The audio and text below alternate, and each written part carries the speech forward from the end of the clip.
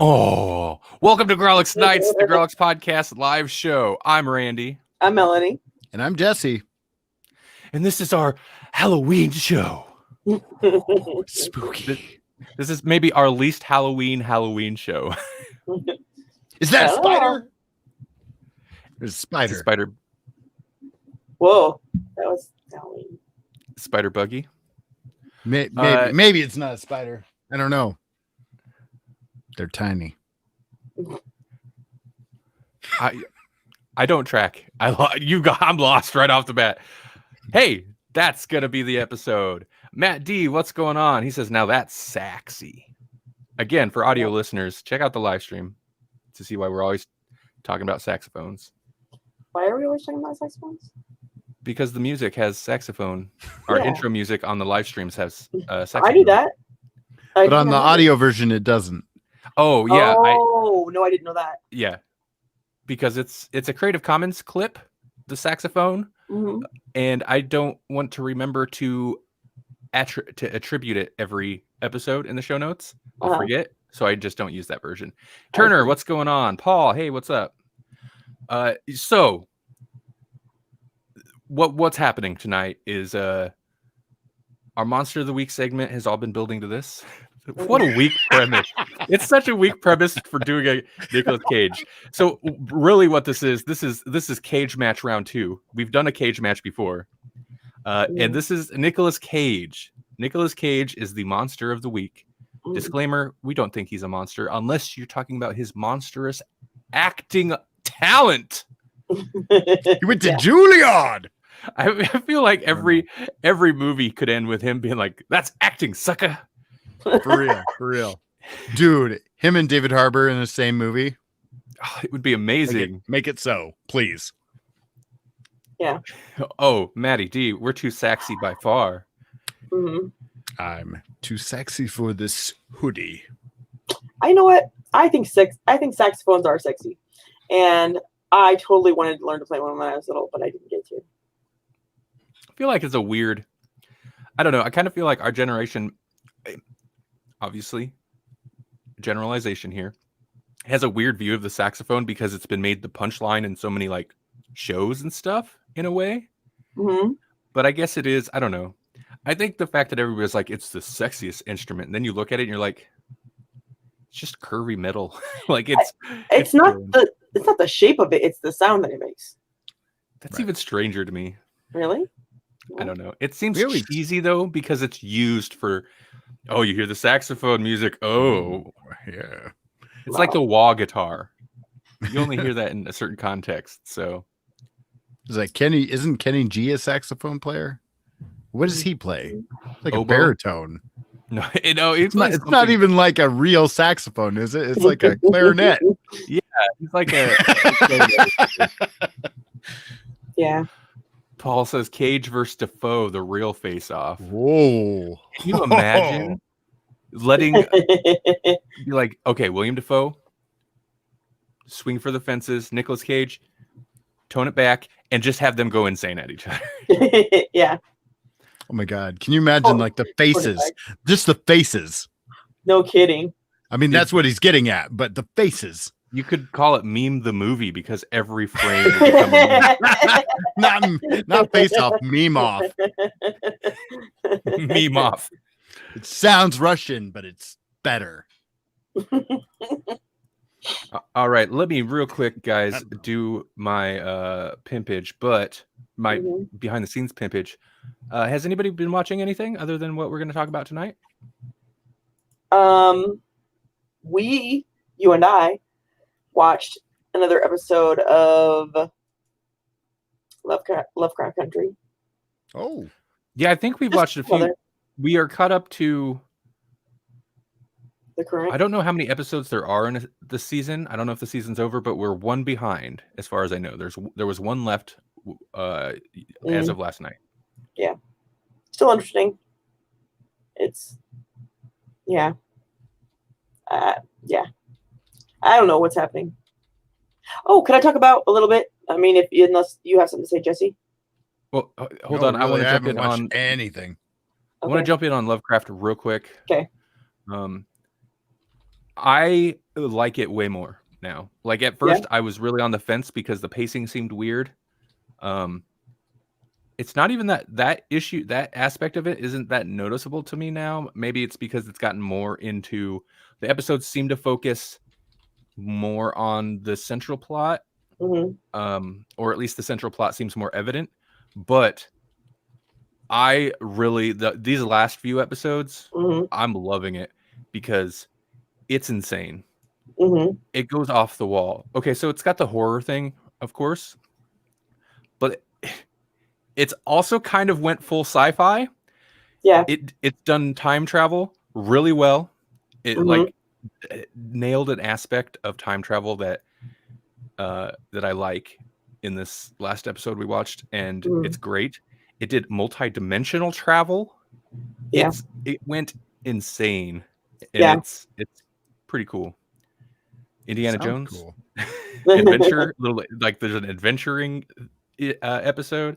It's straight. That's digging into the pulp roots right there. It's like straight spaceman at one point. Spaceman on some weird planet, like smelling the flowers. I don't know what they're doing, but yeah, it's like 40s, 50s comic book space where like the lady has a dress, like a skirt that's just the rings that like like think of old 50s cartoony sci-fi art. It totally that. It's like okay, in this like horror themed show that centers on living in a very living in America anytime, but in the past and dealing with racial issues, but also like multi-dimensional travel and monsters and spells and like everything.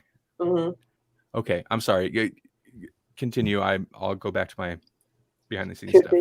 Yeah, you go to your page. The other thing I wanted to bring up real quick, because I know we haven't been talking about it lately, but I finished a comic, Nameless, which I actually started reading like years ago, but then I never finished it, and then I finally like actually reread what I hadn't read, and then got the rest. And Lovecraft Country reminds me of it because it goes a little bit everywhere. I will recommend it, but I don't know what actually happened in it. And I kind of love that. Like, it could have been several different scenarios that happened that were all happening at the same time, waving back and forth through, like, I don't even know if it was supposed to be reality or a dream. But it was very interesting, and it was very pretty. Well, not pretty. It was gory a lot, but it was very nice. It was still nice to look at, even though it was gory. So I want to recommend that. Nameless was great. If you get a chance and you're into that kind of weird stuff. Pretty sure I bought a Humble bundle with that in it. Yeah. I mean, yeah, it's surprising. I think it came from Image Comics, and it was written by Grant Morrison, and the art was Chris Burnham. So yeah. Just throwing that out there, because both of those were creators that, I've never finished it either. It was 6-issue mini series or whatever you want to call it. It came out quite a while ago, but I think it was shortly after or around the time Chris Burnham was doing some Batman stuff. Maybe it was Batman and Robin. And I was really digging his kind of strange style where it's kind of ugly, but also kind of good. Yeah. So, sorry. You got so many things that I have to chime in on. Sorry. No, don't be sorry. Like, it's all good. Well, it had caught. I'm like, I read it. I read the like physical copies that I bought because it caught my attention and it was good. And then we just stopped. But it was like going to the store basically. Yeah. So I finally like cajoled Randy into like looking it up and downloading it for me. And so then I read it. And so I just wanted to share that. Somebody read a comic book on this show. I actually have been reading comics, but was it Ryan Kroboth is an independent comic creator, and he's been putting out his book, The Sunmaker, and I've been following along with that. And I just reread chapter 2. And chapter 3 will be the final issue, so that's exciting. But this is, like, look up Ryan Kroboth. He's an excellent independent creator. There we go. Independent creator club or plug or both. Yes. How do you spell that last name? Do you know? With a K. Okay. Kroboth, I believe. Kroboth. Thank you. And if I'm wrong, I'm wrong. Catching up on comments here. Maddie D had said Memoff sounds like something with 2 grandmas. Right? It really does. It really does. Yeah. Paul said he's right now watching The Blob with the Head on FX. A blob with a head? The Blob with the Head? With the head, not even the a head head. of FX on them. Okay, I don't know what he said. Savannah, hi Savannah. She was making grilled cheese sandwiches. Maddie D said after last week's talk about Uncharted, he watched Temple of the Doom with the kids. Finally introduced them to Dr. Jones. No time for love, Dr. Jones. Mm-hmm. Savannah's reading 1984 for the first time. Good job. Maddie D said comics because we know Matt. We know. Yeah. Sorry.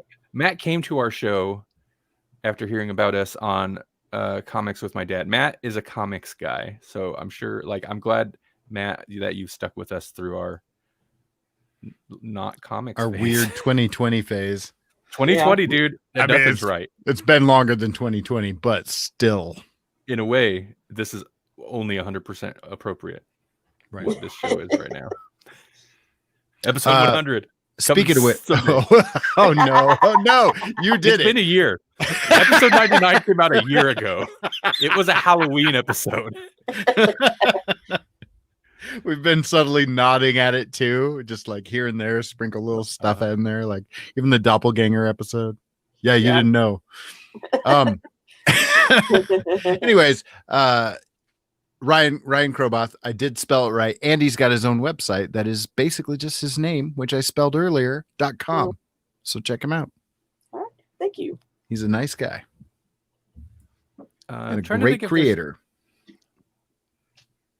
Oh, I'm sorry. No, I was trying to think if there's anything else I'd watched, but really I haven't been watching too many TV shows outside of whatever I've been watching with Melanie. Yeah. Wasn't there something we started? We finished Bly Manor. We talked about that last week, I think. I felt like there was something we started, but maybe not. Did you guys watch Borat? Because Savannah did. Savannah, no, I forgot that's out. The new Borat. Yeah. I kind of want to rewatch the first one because it's been I've seen it once years ago. Right. But I kind of do want to watch the new one. I do too. I haven't even seen the first one because I thought the premise was like vaguely racist, maybe. I don't know. Mm-hmm. Like it's a little but it is. I don't know. I don't think I can watch that. I don't think I can watch those. Sacha Baron Cohen, he does that thing though, Jesse, where I feel like with the joke's not really on the country of origin here. The joke's on us. So right. It's super edgy and offensive, but also like that he makes that kind of the point, and so then he can get away with it. Right. Okay. It's funny because Kazakhstan has actually like embraced it. Like originally they were just like, no, this Kazakhstan is beautiful, it's amazing, and then they just like kind of like, well, all right, can't beat them, join them. It's also the best place to start in Plague Inc. if you want to destroy humanity.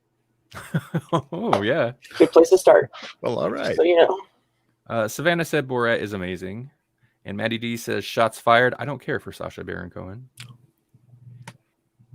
I think Borat's his best character, but I don't know. I kind of feel like he's a Tom Green to me, and I don't care for that. But I don't know if that's accurate or not.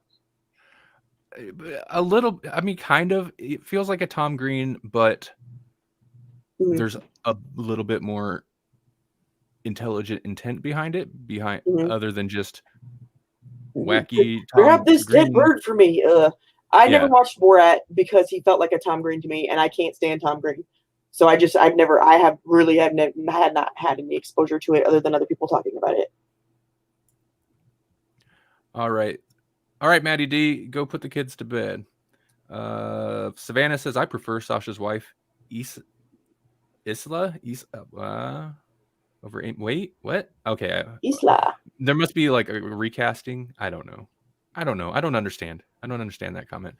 Moving on. I shouldn't have started reading that. Lois Lane, down with Lois Lane. Jesse, did you have others? Did you watch? Have you been watching anything? No, it's I basically have been reading, like the Ryan Kroboth comic, and then one thing that I will throw out there is that I recently just fired up. It's the Doctor Who 10th Doctor Adventures, Volume 3 for Big Finish. Surprise, surprise, Big Finish. Volume 2 had Billy Piper come back, so we had 10th Doctor with Rose, but this is again returning to Donna, and I haven't gotten very far into it, but it's incredible. Like they just jump right into it. Donna and the Doctor on a reality show where they take a house that's maybe haunted and flip it. And not only is it Donna and the Doctor who are pretending to be married in this adventure, but also Donna's mom and Wilford. And I had forgotten that they were in this. And so just the first 10 minutes, because I'm not very far into it. I'm maybe 20 minutes into the story, but I was just like, man, this feels like pitch perfect. This is perfect. It sounds amazing. So I'm kind of rationing it. Because I was like, this is too good to speed through, because they just jump right in. They jump right into this whole thing where they're married, and it's the Doctor and Donna like pretending they're in love, and just nudging each other with it. Was it like Donna's gonna leave the room and he's like, not until you pay the love toll. Just a peck on the cheek. And I just thought, oh, this is what I missed from Doctor Who. This is what I've missed. I don't know. Maybe the 13th Doctor will give us moments like this, but right now I miss it. Mm-hmm. I know we say it a lot. We praise them, but how good is Big Finish, man? Like, how many other shows have something like a Big Finish? I mean, well, other than other shows that Big Finish produces audio drama of, but yeah, how many other shows have a thing like Big Finish? At the most, you can look. I mean, wait 20 years and get like a Star Trek Picard or something like that, or maybe the random one-off movie. But to have continuing adventures that pick up like characters from 50 plus years, it's pretty amazing. With the actual and of doctors possible. Doctors who are arguably like, not beloved, and then take them to a whole new stratosphere of quality. Well, you've talked about it before, and I've heard about it a lot of places, but like the Sixth Doctor? The Sixth Doctor. He's my favorite Big Finish Doctor. If you look at like his overall work, what he is in the show isn't really representative of his Doctor at all. No, because he's evolved so much in the audio. We've talked about this a lot, I know, but yeah, it's just interesting to me. Or Paul McGann, like, one American produced TV movie that could be an entire career on audio. Yeah. Crazy weird career, like his, or as the Doctor, I mean, weird. His stuff is wild. He oftentimes, it seems like they like to throw him in some bizarre things. I've listened to some weird audio dramas with him. For sure. Like his adventures have kind of balanced out. Like his new stuff feels like very much modern Doctor Who, but like the Zagreus stuff, like the multiple universes, and it gets weird. And a lot of people have said it, but I'm sure BBC just doesn't want to move backwards. They want to move forwards. But what a mistake it is not picking him up for some type of modern Who series or spinoff, or like Mhm. a reoccurring character of the Doctor in Doctor Who. You know, he doesn't have Right. to be the main Doctor of the series, but he's young enough. Like, why not? Why They not? tried to have a spinoff. They tried to go with, what was it, Class? Didn't work. Right. So Right. have an old Doctor. Bring an old Doctor back that didn't get a shot. Mhm. And he's still young enough to do like an old Mhm. version of his Doctor, you know? Yeah, I mean, he looks older, but it's not like pretty much any of the Doctors before him where it's like significantly older, or they're just not acting anymore. Well, and one of the things that it's always been weird to me. I'm like, okay, this guy's a time traveler, so why couldn't he meet a gentleman, in his future, or to us, what to us is his future or whatever, that he couldn't try to make himself be in one of his whatevers, because just because we only see him with him in the future doesn't mean he never passes through there, because I'm sure he does at some point. I mean, he's got to have crossed his own path over and over and over, Right. and randomly run into this person who was like, oh, hey, I know you, in their younger days or something. Right. You know what I mean? So we always see backwards, but it would be fun to throw in Yeah. a future Doctor and we don't know it. yeah. And they don't make a big deal of it. Yeah. No, it's just, he's just a character and he's cagey. He's weird, but Mhm. They've kind of hinted at something like that, or done storylines like that, but then it turns out to be like, oh, it's not. You know, the he next had the Doctor's Doctor. memories Yeah. imprinted in him or whatever. Right. Mhm. But something that would be Melanie's idea inspired. It'd be cool to do something to where they cast McGann as a guest character in an episode, but not necessarily as the Doctor. Ooh, Because- they could go all curator with him. Yeah, kind of, because since Doctor Who has been prone to reusing actors in different roles sometimes. For example, Capaldi, and they Mhm. even kind of allude to like, I know this face. Why do I know this face? Because as the 10th Doctor or whatever, you've seen that person before. Mhm. So Yeah. There was some subconscious thing where he chose that image. Well, that's what I was Okay. getting at. Yeah. Yeah. Something Yeah, like no, that. that'd be great. And then just, I don't know, set up somehow. It's like, well, I don't know. Yeah, anyway, listen. It was the anniversary of that scene that you're referencing, and I rewatched it and I was like, whoa, like it was a great scene anyways, but I haven't like gone back and rewatched it because like the character of, was it me or whatever, I wasn't too in love with her, but that initial episode, that first part of the two-parter, whoa, pretty good stuff. Okay, I suppose we should move on. Yeah. We should. Oh no, we should definitely move on. Yeah. Now that we've lost everybody. It was a Except for two Nicolas people. Cage episode, and we talked about Doctor Who for a good 20 minutes. Sorry. Maybe not. Okay, who wants to start? I want to go after Melanie. But which Well- of you? What? If you're going to go after me, should you not go directly after me? Yeah. Okay, so what I'm asking is, you or Jesse? Who's going first? Oh. Fight it out. This is a cage match. Just you go ahead and go first. How's that? All right. Yeah, I don't know that I've started, so, or if I have, it's been a Really? while. Yeah, I think you're right. It's been a while. Okay, so let me pull up my notes real quick. I am talking tonight about Pay the Ghost, which I didn't find out until I watched it, is actually on Screen Rant's Nicolas Cage's 10 worst movies list. It's like number 9. It's number 9 on the worst list, but I don't know. I kind of enjoyed it. So, I mean, number 9 on the worst list is better than number 1 on the worst. The idea behind the movie is that it's Nicolas Cage, who is a college professor, or at least he's like working towards his tenure, which would make him a professor. And it's Halloween. So like this movie, like that's what sold it for me. It was like, first of all, it happens on Halloween. And then as we get going, I'm like, oh my God, this Nicolas Cage is like a nice little hat trick to end this this Monster of the Week thing, because it's Nicolas Cage.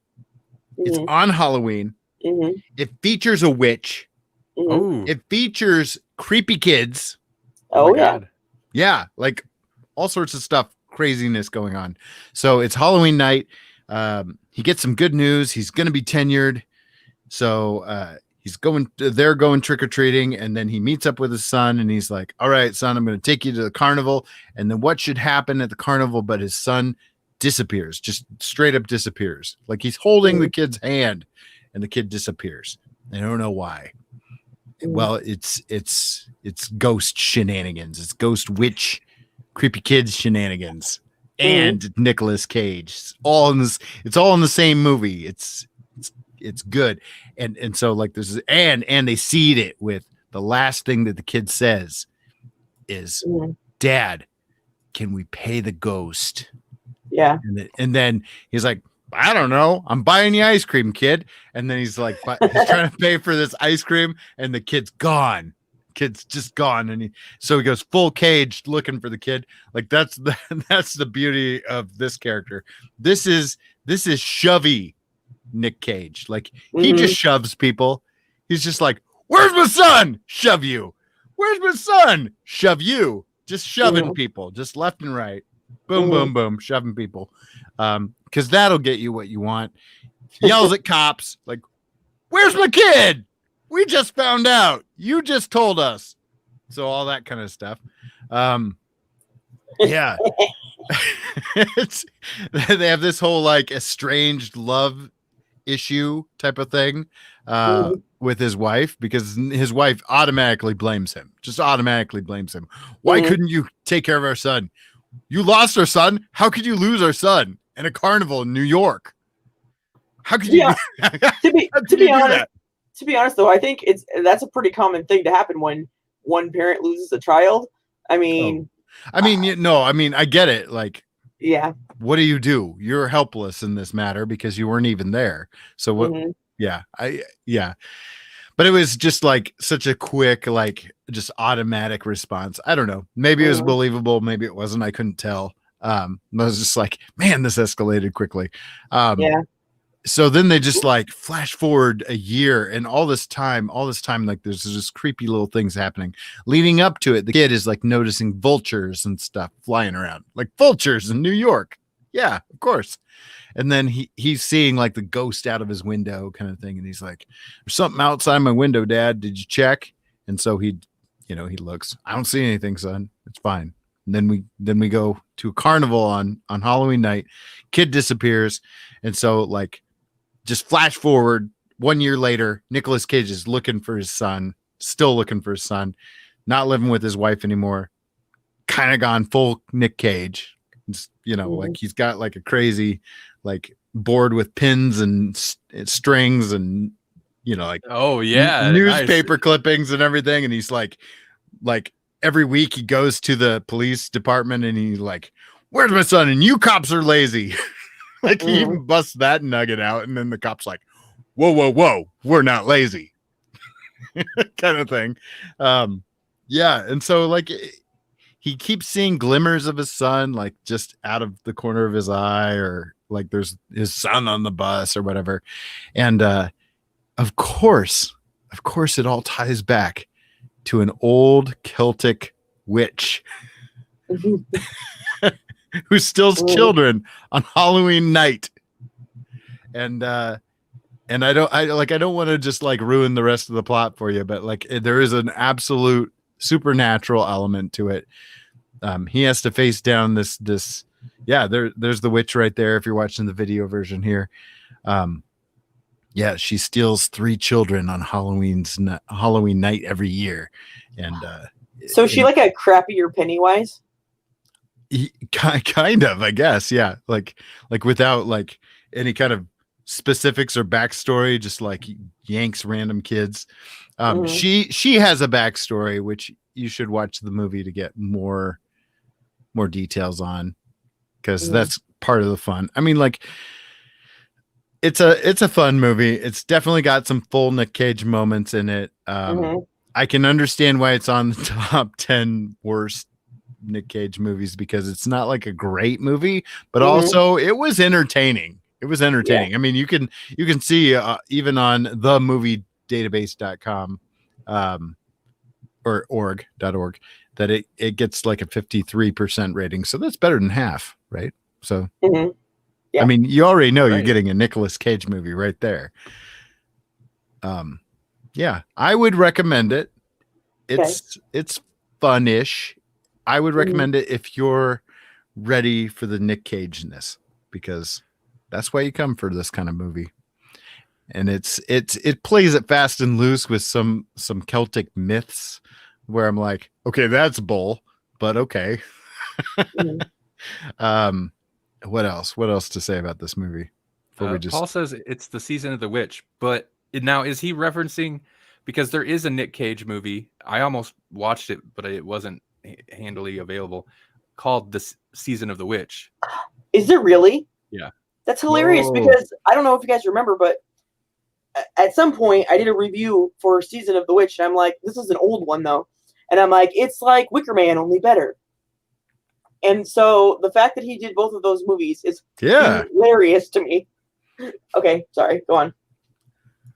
I mean, I think that's it. But I mean, there is like, so what this movie does have going for it, which isn't really a spoiler, is because this witch like steals children. There's some great images of just creepy kids. So I kind of alluded to that before, like the creepy kid angle, really good. The witch, legit creepy looking and scary. Nicolas Cage, definitely wooden acting, and then over the top acting. Like you get both versions of Cage, which I mean, you'd be disappointed if you didn't. You get you get National Treasure, and you get I don't know, just yelling and shoving people. So I think it's fun if you're up for it, but if you're not up for it, totally understand, and you could give this a pass. You could live your life without watching this movie, but I'm glad I did.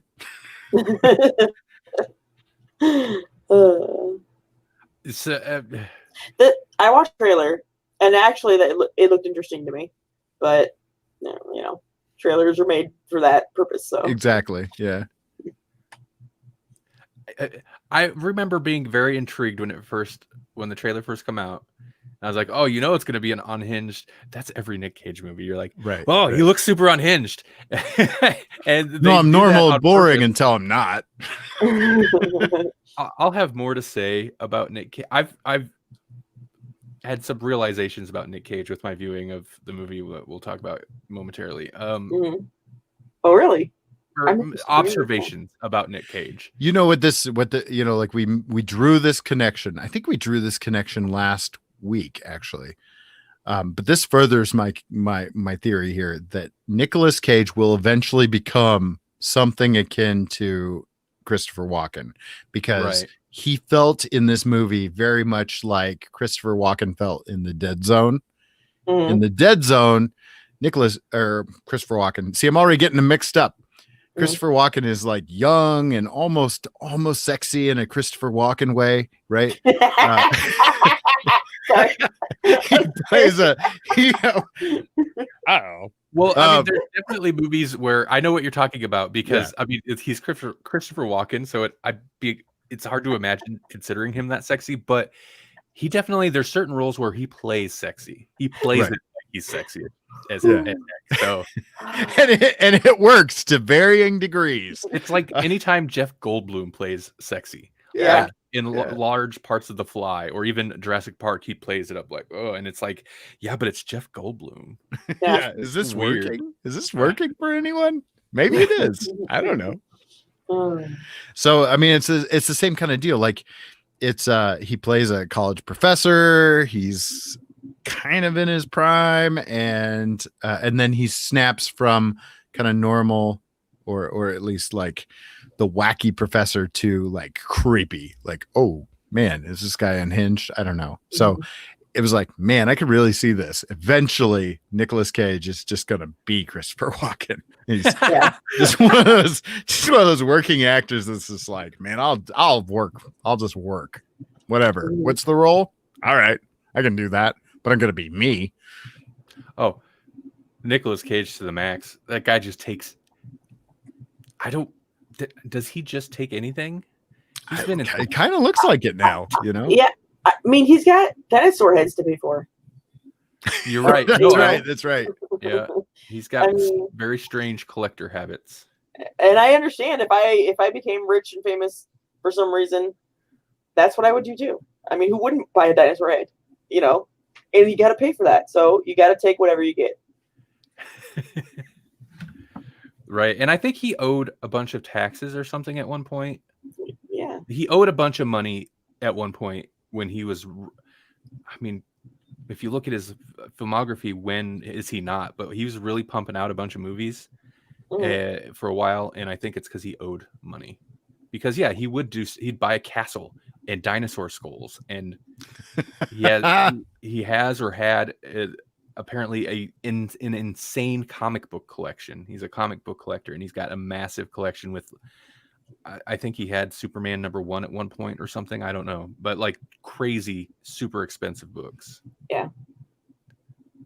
And in the apocalypse, we can use those to stay warm. That's what you say every time we talk about collecting. Because it's true. I don't understand it. Okay. I mean, I know. That's how they stayed warm in World War II, wasn't it? I've stopped buying comics, and I feel kind of bad about it, but also like. You were buying too many. But it was an issue. You were like everything Batman. I'll get it all, and you got to be like, you know what? This was a masterpiece. I'll get this and screw. But you don't know it's going to be a masterpiece until you read it. That's why you wait until 10 or 20 years after it comes out, and then you read it, and you know it's. You buy it, the physical copy. You put it in a plastic sleeve, and then you read it everything digital, which is really what I was doing. Yeah. You got to support people. Yeah, I know. That's true. Okay, let's talk about this movie. Cage has a car in his living room. That's what Paul says. Paul's our source. Does he use it as like a coffee table? That's a weird coffee table. It's on blocks. It's a Gone in 60 Seconds car. I have a new life goal now. I want to be so rich that I could buy an actual race car and turn it into a bed and have it an actual race car bed. Yes.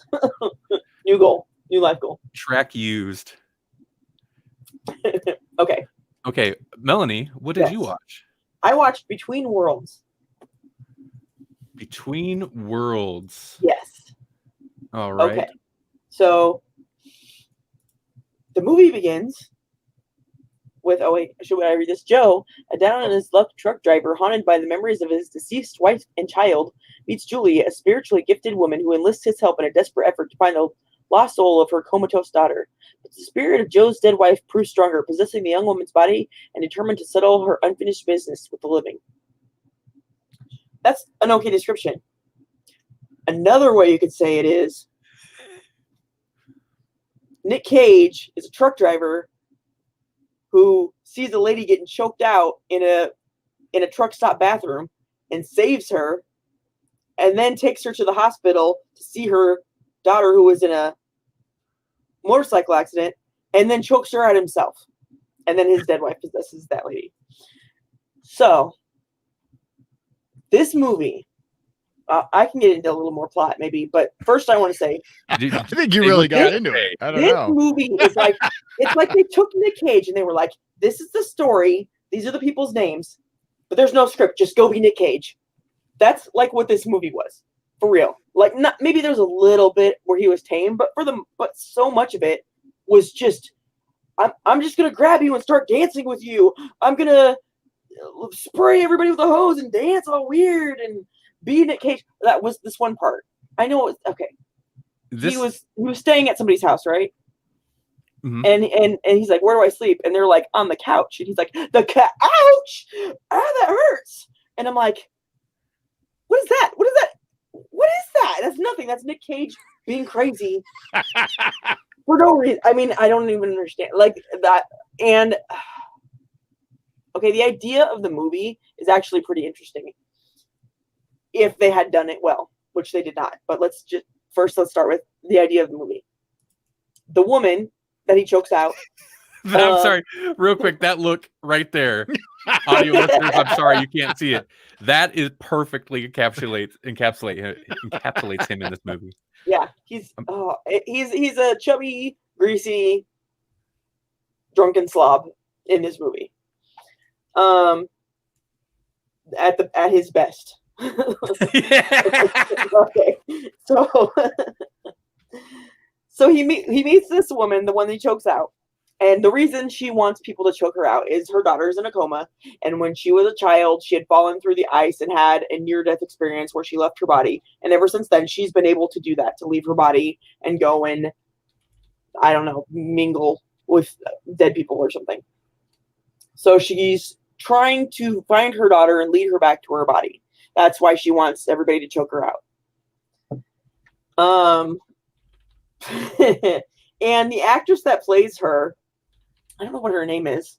Franca Po. How do you pronounce it? Where'd it go? Franca Potente. Yeah. It's Lola from Run Lola Run. If you know Run Lola Run. She's supposed to be German. She is. I figured. You kind of can hear an accent in there, but I didn't even notice it at first. And God, I'm going to sound racist against Germans, but that's the only explanation I have for her acting. Because she's talking about her daughter dying, and she's like, my daughter is dying. I'm serious. This is important to me.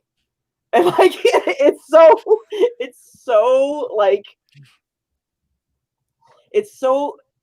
monotone. Underwhelming, or yes, underwhelming, and like she has such little emotion that she gives to her character that Nic Cage is just overpowering, kind of, and that's part of the problem with the movie, honestly.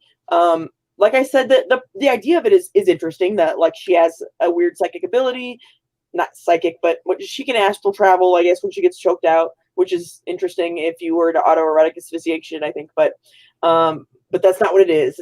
It's not sexual, they say. But so anyway, she gets her daughter back, sort of, but instead it's his ex-wife who. Can I spoil? I'm going to spoil it. Just don't spoil. So hard not to. His ex-wife, she's passed away. Her and his daughter are passed away. And I don't know if she completely possesses the daughter or if she's like partially in there. Whatever. It's weird. Nic Cage in this is not okay. I don't think mentally from the beginning. But when he's there with this woman who actually seems to suit him, which is weird to say, being with her like wooden performance, but the two of them together seem like they might make an okay couple. She seems like she would date a greasy truck driver, but so there's that. But then when her daughter is like, I'm your wife and I want you back, a decent person would have been like, oh, this is crazy and that's inappropriate and I need to talk to my special girlfriend about this whole thing, but he doesn't. So he's a dirtbag, and he's kind of a dirtbag through the whole thing too. You know what? I was thinking about this watching this movie. He's like, I lost my truck and I don't have anything and whatever. And then the chick's like, you know what I'm going to do for you? I'm going to go and spend $500 and buy you back your personal stuff. And I'm like, this movie is like made for women of today. I think it's because there's guys they're like, I think they're supposed to be nice guys, but they do such messed up stuff the whole time that it makes you feel so like you shouldn't have spent that money buying him back his stuff. He's gonna, run off with your possessed daughter and do bad things. You don't want that. but deep down he's still a nice guy. So it's just so rough. And that's his character. He's a nice guy who's a dirtbag. I don't really know what to say about him. He's Nic Cage through and through. Welcome to the cage match, ladies and gentlemen. Mm-hmm. It's like, I know when he was going to be cast for Fast Times at Ridgemont High as the character that Judge Reinhold played, they were like, we were going to, but he's too dark. And there's a lot of this in this movie where you feel sympathetic to him, but you kind of can't because he's just too dark and too damaged and too reckless. You know what I mean? Yeah. And by dark, you mean like there's like a sinister, or shady nature to him. Yeah, that's just inherent in Nic Cage. Exactly. Not to say he is sinister or shady, but he definitely has a weirdness to him, an aura, you could say, or whatever. You just shove people. And look at those pants. Somebody who can wear those pants, that's something wrong with that kind of guy. What are those, like leather or pleather or something? They look like it, yeah. They look like some type of leather or something. I'm suddenly sold on the Tiger King idea, though. It's kind of true, right? Right? So, okay, Melanie, would you recommend this movie to people? Sure, why not? I mean, it's not good. It's not good at all, but it's got Nic Cage and he's crazy. So there's that. There's a montage of him dancing in hose water. That's something you don't see every day. Set to Marilyn Manson's version of "I Put a Spell on You." Yeah. Oh, and I think there's a part where he's in like some zebra printed, what do you call those? Bikini underwear. That's not a good scene, but it's there. Guys, I just want to point out that this movie is not on Screen Rant's 10 worst Nicolas Cage movies. Really? So, I mean, maybe this is 11. Maybe this would have been honorable mention, but it's not even on the list. So I feel like nobody. I've never heard of this. I feel like nobody talked about this movie. Mm-hmm. Okay, well, I'm gonna go ahead and jump over to my movie. Is that okay? Are you? Yeah, go ahead. Good? I might chime in, but go ahead. So for my movie, I watched a little movie from 2018 called Between Worlds, starring Nicolas Cage and Run Lola Run.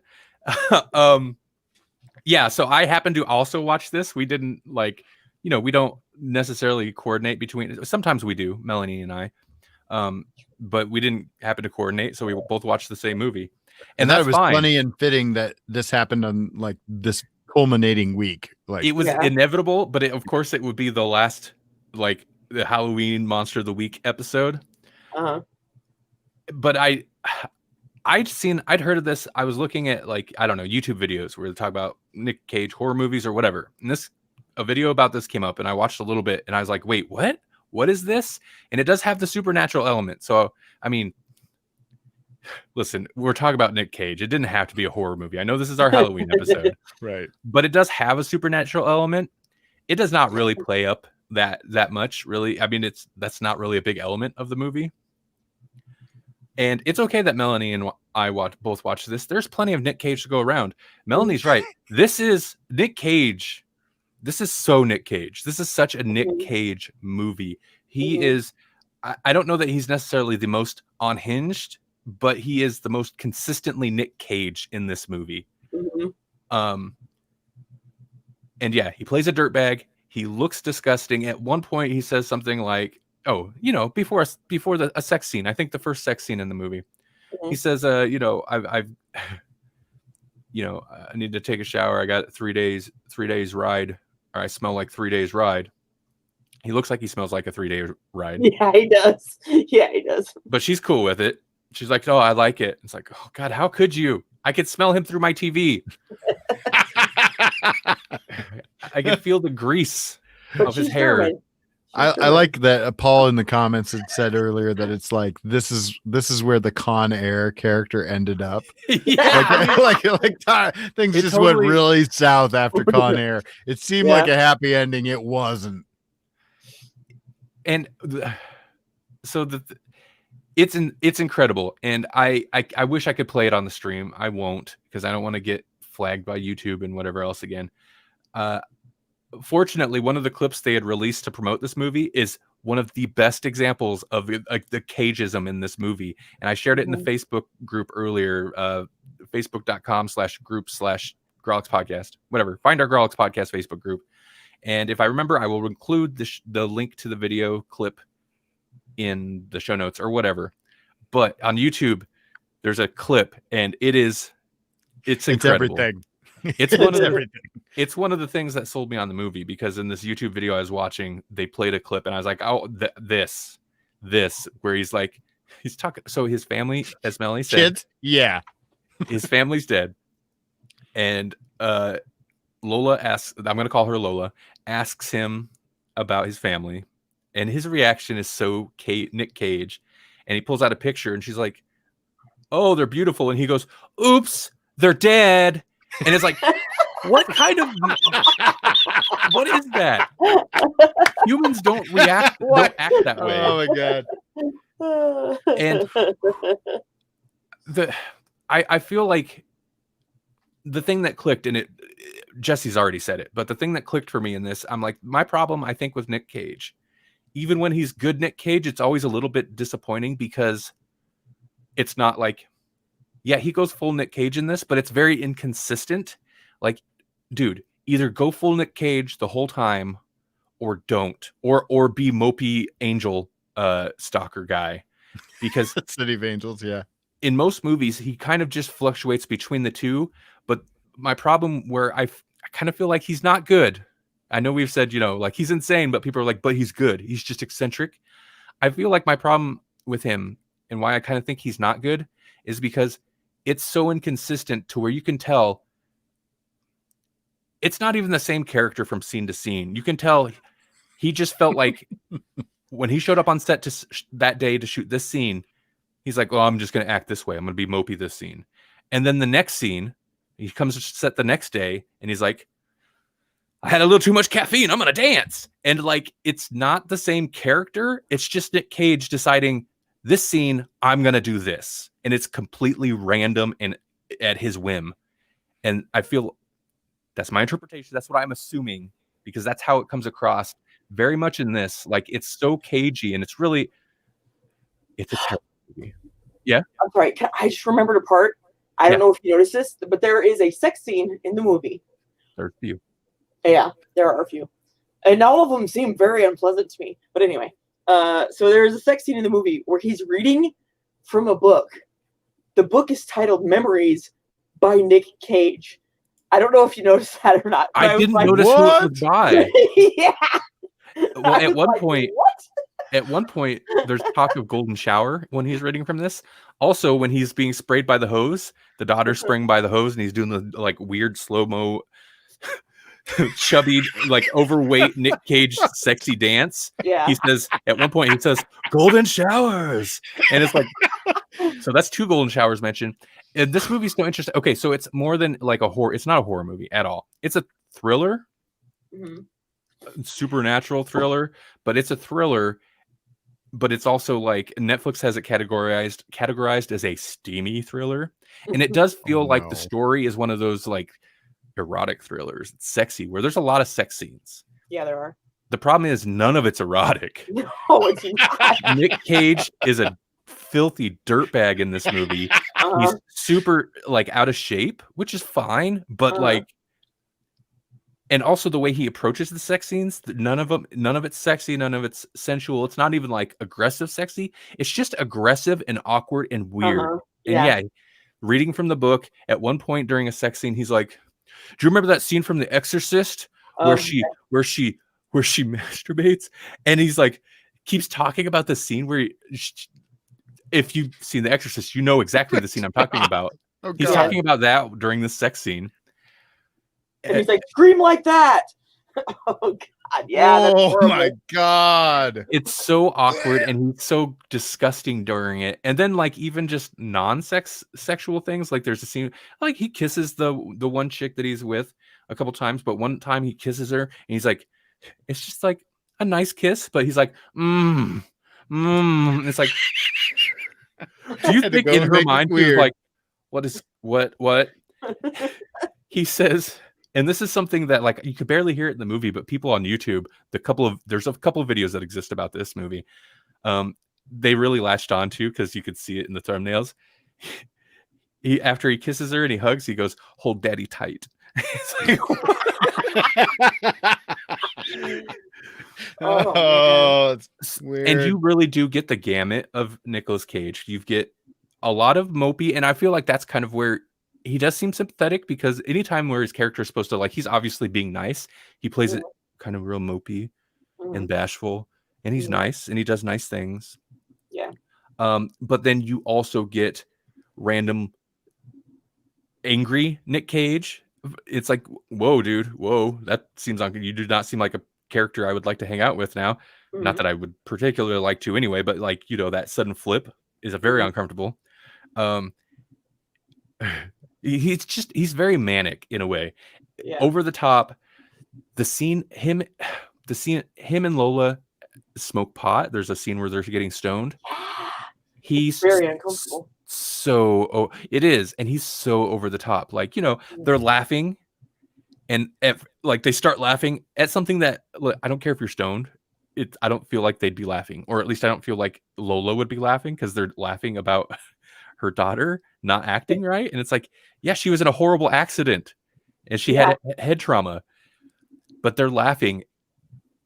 And it starts off like, okay, they're laughing, they're super baked or whatever, and then like it cuts to another angle, and Nicolas Cage really starts just belting out the laughter, forcing it, and that's, oh no, it's like he doesn't know where that line is between like kind of being big and being forced over the top, and he crosses it constantly. Sometimes he's okay. There's some scenes where he's sad because he has a dead family. He's sad about it. That kind of work. And then there's other scenes where it's like, you just weren't feeling it that day, huh? Where he's like, and he's got the teary-eyed, but he's like, I don't want to talk about it. It's very hard to talk about. And it's like so forced and not natural. Speaking of forced and not natural, can I talk about the end of the movie a little bit too? I'm sorry. Yeah. There is a man in this movie that dies. I'm not going to spoil a lot. I'm just saying someone dies, and everyone in the movie is just like, this guy died. That's it. Not like he was my best friend, or he was, someone. It was like, he killed this guy, but I'm not going to call the cops. So, like, they underplay the death of this character so much. Really, that's the person I'm saddest for in the movie. Yeah, no, there's no, oh, dude. Yeah, that guy got wronged. There's no real genuine emotion from anyone. No one. Lola feels like a robot. Mm-hmm. And that was the next thing I wanted to get onto. I was kind of excited when I was like, oh, her. Like, I loved Run, Lola, Run. The only other stuff I've seen her, she was in a couple of the Born Identity movies. And I was like, I didn't really, like, those movies are whatever. They're fine. But I was kind of disappointed. I was like, I'd really like to see her in something else, something good. So I was excited to see she was in this. Mm. She's awful. She is horrible. Awful. She's so bad in this. God, I'm so racist. Okay, this is me being racist again. But it's like with Russians, where there's like a meteor coming down in front of their car, and they just flip down the visor. That class, yeah. It's like that. But here's the thing, Melanie. Like, we watched, what was that show we watched a while ago? Babylon Berlin. Mm-hmm. They're all Germans. Yeah. They actually emote, and you can tell there's feelings, and you can tell they're feeling a thing, or they're sad. Yeah. Not her. Her daughter's in the, like, everything she says is so matter of fact. And at first I was like, her German accent to me wasn't super evident. And I knew she was German. Mm-hmm. So I was like, what is wrong with her? Like, is she trying to do an American accent? And I feel like maybe they started off like she was trying to do an American accent, and then at one point they're like, we need to stop. Yeah, I think You're a that's German girl. the case. I didn't even realize she was German until they talked about her being German, and then I was like, oh, is she German? So I listened for it, and then I was like, oh, okay, she is German. But But yeah, if they hadn't brought it up, I wouldn't even have noticed. yeah, it feels like part of the time she's trying to not have the German accent, and that makes her deliveries so awkward. But then, like other times where she does sound German, it's still not good. No, it's not. She got almost as many laughs out of me as Nicolas Cage, just because of how she would deliver a line and everything, no matter what it was, no matter how emotional it should have been. Mhm. Matter of fact, here's the line, and then I'm just gonna stare at you. No emotion. It's like, oh God. The best actor in this movie is probably the daughter, and Right. that's because most of her acting was look sexy. Don't wear a bra and walk around looking, sexy and withdrawn. Yes, exactly. Ugh, It's so bad. it's so bad. And the cinematography's fine. It doesn't look terrible. It's not amazing. But that's the thing. Like, this isn't a case of like, because I was thinking about it. I went into this movie knowing, like, on Rotten Tomatoes, it's like 30-something%. It's not good. Oh, wow. Not good. I went into it knowing it was not going to be a good movie. And so I was thinking about some of the bad movies I've watched so far. And I'm not going to say this is as bad as those, but like Camp Blood, I watched for our clown segment or whatever. Mm. Terrible, no budget movie. That Asylum movie, Invasion of the Pod People, terrible. And this is weird because it's not like those. Those are just cheap and or lazy. This, like, actually there's production. They had money to license tons of music. There's lots of music. It's not always appropriate. No. This is mostly a matter of like, it's a terrible script and the actors are not good. But they're like, the two main leads are people I know. They've been in big Hollywood stuff. They should be okay. I don't know. It's so weird. If it weren't for Nicolas Cage, there'd be no reason to watch this. If you're amused by Nicolas Cage stuff, you kind of have to watch this at some point. I would agree with that. It's the only reason to watch this is to laugh at Nicolas Cage. It's amazing. He's kind of amazing in this, in the worst way. Right. And some of I wonder how much improv there was, because he says some weird stuff in this. Yeah, he says some stuff. That's why I said that. It's like there was no script. I swear. Because sometimes I'm like, what? What does that mean? I don't know. It's just Nic Cage. It sounds like Nic Cage, and that's all it sounds like to me. And go ahead. To highlight Melanie's point about how he's likable, but not like, he seems like you kind of feel bad for him, but at the same time, he's a dirtbag. He is totally a dirtbag. He is not a good dude in this. And he does some nice stuff, and he's not, for the most part, outright like violent or evil. But he's also, before he knows his wife has taken over the body of this young girl, who I don't know, her character's supposed to be of age, like after high school. Like 19, 20 maybe. But younger girl, basically the daughter of the chick you're pretty much dating, that you've been living with for a few days or a week. If she's gonna reach over and give you a handy while you're watching TV, and the chick you're actually dating is making a rabbit or whatever she was making in the kitchen, and you just don't say anything, you're kind of a horrible dirtbag. Yeah, you are. And that's before he knew his wife was in there. Yeah. And he looked uncomfortable, but he also just went with it. So, not a good dude. No. And then like the scene where she goes to pay the money to get his personal belongings back. Of course, while she's out doing that, and it was like $500, is the scene where the chick's like, "I'm your wife," and then they have a talk, and then they have sex. So they just, he's not a good dude.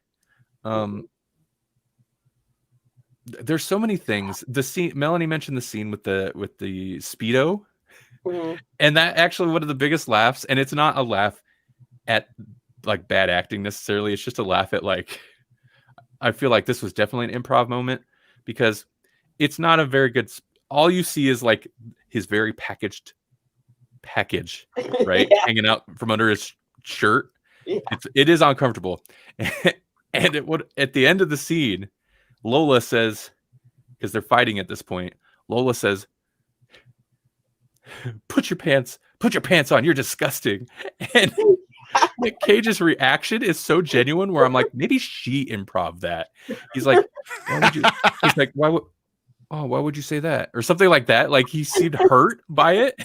Yeah. And it was so funny. That felt like the most genuine acting out of both of them in the whole movie. It was pretty good. I wanted to bring up, I lost a couple things that popped in my head, but one of them was the voice of wisdom in this movie is like some random nurse from the hospital who is obviously foreign and doesn't actually seem to know anything other than to say, don't do anything. That's bad. Stop doing that. That's pretty much it. She can't explain anything. She can just say, you should mess with stuff you don't understand. She's like the exposition, in any supernatural or horror thing. And at this point, it's such a trope, it almost feels kind of racist, where it's the exposition, maybe voodoo, or somebody's knowledge, black person from some other country that's knowledgeable of voodoo or mystical things is kind of a trope. And this has that trope, except it's so lazy. It's not always voodoo, and they're not always foreign. Like the Final Destination movie had what's his name, Tony Todd, which is Tony Todd, so it's great. But it's that thing, that character out of nowhere, who's like, here's what's happening. I know all the things that you're experiencing for some reason, right?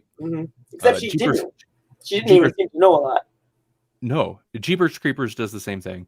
But yet, in this case, she's some nurse who's at the hospital working on her daughter, and it seems like the wife and her have some like existing relationship or knowledge of each other. But yeah, she says things like she knows stuff, but she never really says anything other than it's bad. And then towards the end, the wife, when they figure out what's going on, the wife goes and sees her, and she's just like, yeah, I told you things are bad. And she's like, well, what do I do? The only thing you could do is what you're doing now.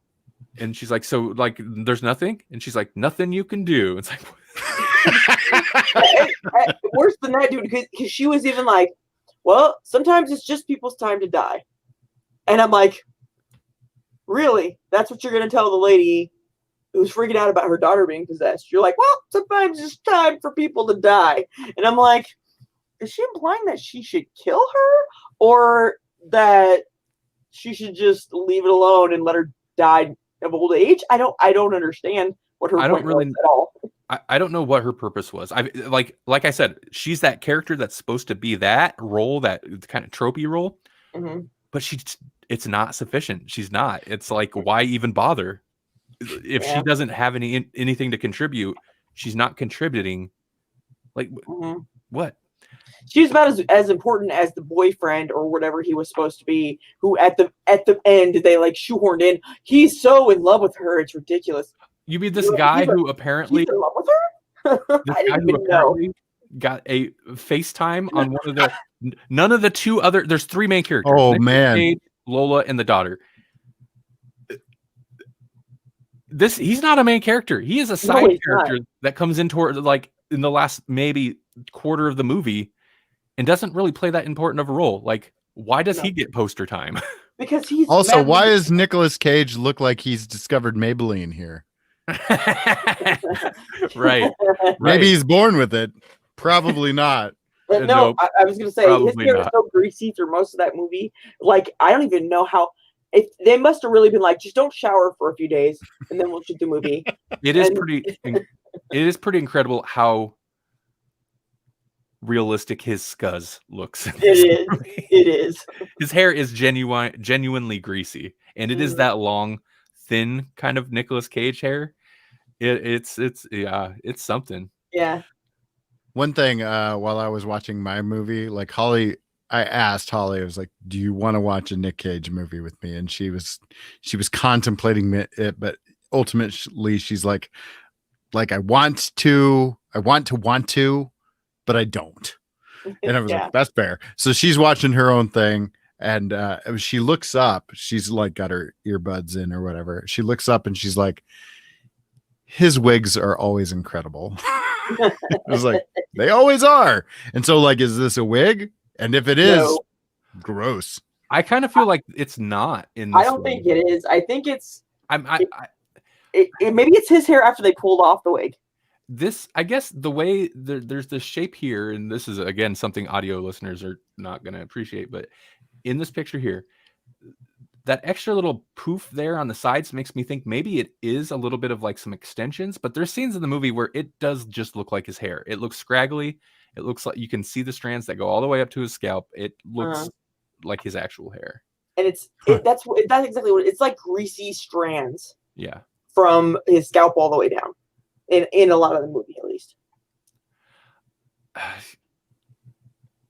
Gross.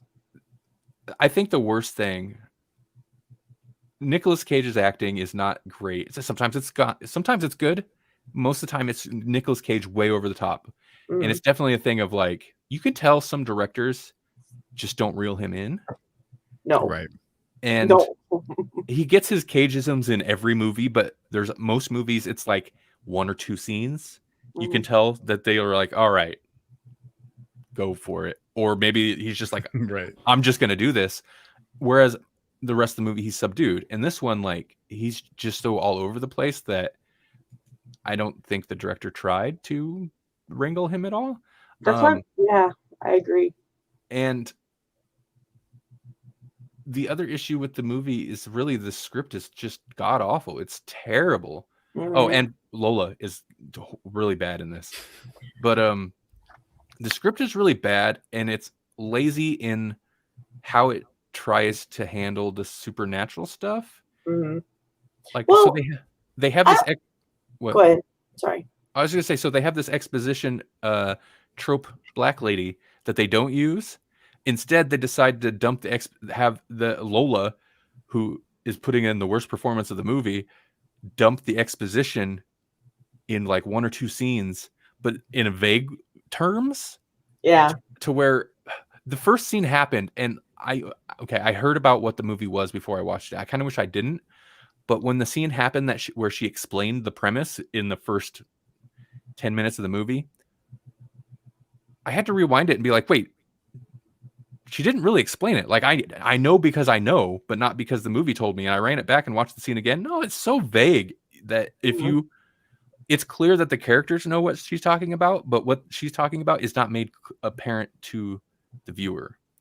All we know is she likes to get choked out in bathrooms. And also the director or whoever really tried to, there's some Twin Peaks influence on this, but it's not that weird. Like, you could tell in the music. They even had a theme. The theme, not the score necessarily, but the theme was by Angelo Badalamenti, who works with David Lynch a lot. But like, they would use certain pieces of music where I'm like, oh, that's totally like you're going for a Twin Peaks thing, and it's got the young girl who's acting inappropriately sexy towards whatever, and there's this weird character body swapping type thing. But no, it doesn't work. It doesn't commit fully to that, and it shouldn't. You have your own style, but also it just kind of fails in all other respects. So that stuff really, really doesn't work. I will drive home how bad this is. Nicolas Cage plays with a Jack in the Box that plays the whole, all around the mulberry bush, that whole song. I mean, not the song, but the tune, the Pop Goes the Weasel tune, during like a paid for, I'm sure, song by someone else, like an actual song, not like a score, like an actual song, like somebody paid for the song and then played Pop Goes the Weasel over it. And this is supposed to be during like an emotional time. Moment. He's having a very emotional moment. I do appreciate that his character is just gets totally wasted at the end. That the final like sequence that Nicolas Cage's character is in the movie, and he plays this pretty well. It's just, he's just like totally dead inside and drunk. Like, just, he's like barely there. He starts getting drunk pretty early on, and then he doesn't stop. I don't think. But wait. I just remembered another thing I was going to talk about earlier. One of the things that I do appreciate about this movie is its bold choices, like beginning a scene in someone's butt crack and then panning up to the rest of the scene. A very fat dude's butt crack. Very fat. That's like the third shot of the movie. Is it starts close up on this fat dude's butt crack and then slowly pans up, and it's just fat dude who's working a counter at a convenience store. I feel like that's a bold choice. It is. It's bold. It's again though. It further, and I think maybe this is the point. Like they're like it's going to be like an erotic thriller, but we're going to do everything we can to make it just repulsive. And there's things. It does the thing where there's scenes where it's just like this. It's got the classic bad movie. There's scenes that happen where you're like, this just no one would do this. Why would you do this? Oh, you're in the hospital and she needs you to strangle her real quick. So you just step into like the stairwell where anybody could be. And then you strangle this woman. And like,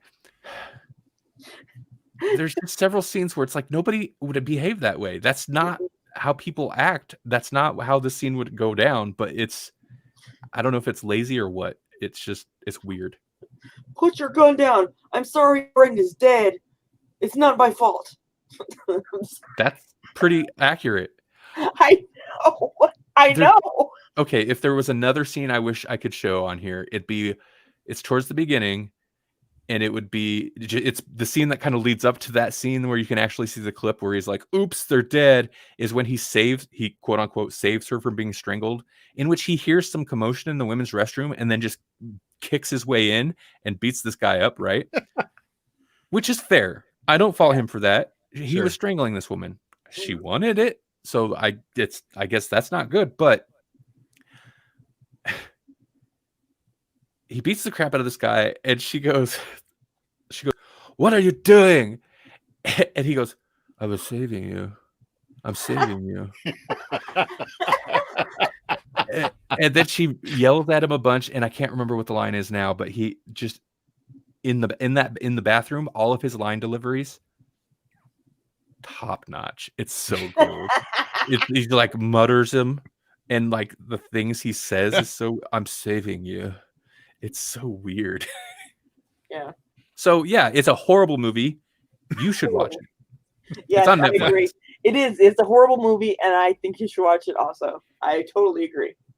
And okay, and there's lots of, we mentioned there's several sex scenes, and there's some nudity, there's some bum and stuff, but there's not like the nudity in some cases, thank God, is never explicit. Really? I mean, the sex scenes are explicit, but like there's not a ton of nudity, so it's like repulsive with lots of sex scenes, but also kind of tame. Yeah. Tame. Well, yeah, you don't see much. It just makes you feel like what you do see you don't want. Yeah, exactly. Like that would not be comfortable, and I don't know. I mean, I don't know how anybody's getting off on that, but whatever.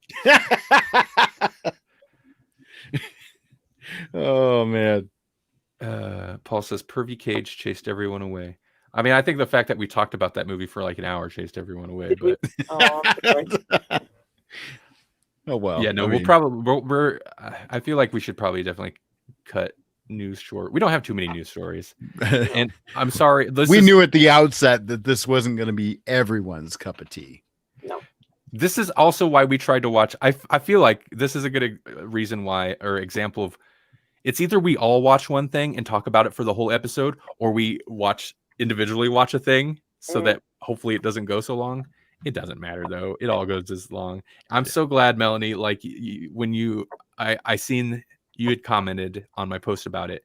I was so glad somebody else watched it though, because I was like, this feels so much like it's almost the ultimate Nic Cage. It's like Nic Cage the movie. It is. It's almost the ultimate Nic Cage movie. Man, now I'm feeling bad that I didn't watch it. Okay. I mean, it was, like I said, it was really like they didn't even give him a script. They just were like, this is what the movie's about. Here's the characters' names. Go wild. It feels like that through at least 90% of the movie, really. There might be a couple scenes where he was like supposed to actually behave like a human being, but most of it he was Nic Cage, which is rare. But also, hold on, now I forgot my thought. Go ahead, Randy. Go ahead. Okay, I was just gonna say. So, I said earlier, Nic Cage makes this worth watching. Otherwise, it's just a bad movie.